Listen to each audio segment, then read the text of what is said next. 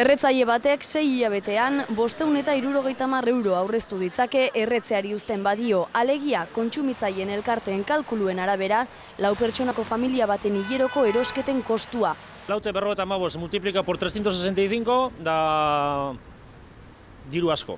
Unos 1.500 euros. Badaki horrekin bakazina gona pasako nekazen lanik. Unak. Urtarri hasieran 15 eta 30 zentimo arteko igoera izan du tabakoak. Azken 10 urteetan berriz, ia bikoiztu eginda tabako paketeen prezioa.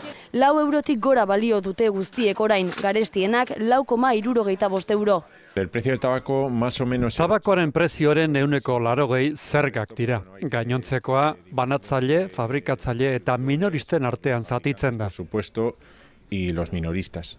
Hilero igoten da belako. Hilero espada, astero edo egun bitxi behin. Eta ja nahiko da. Horixe da faselena. Haurentzat, dirue hartzeako, faselena da igon, da jazta. Horixe da ekonomista honena dauena munduen.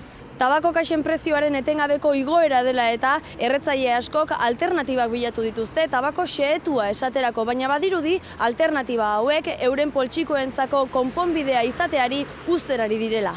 Ya están cambiando el... Zerga sistema aldatzen ari dira. Lehen zigarroek baino zerga baxuagoa zituzten, baina orain gerturatzen ari dira. Cigarrillos, es decir, que bueno, pues no es tan alternativa como hasta ahora. Igoera honi irtenbide garbia ez diote ikusten ez kontsumitzaileek, ez saltzaileek ere. Saldu eta hola bestegu erreko. El tema de los gobiernos siempre está entre... Gobernuaren interesa osasunaren eta zergen artean dago. Osasunez asko hitz egiten dute, baina etekin ekonomiko ere ateratzen dute.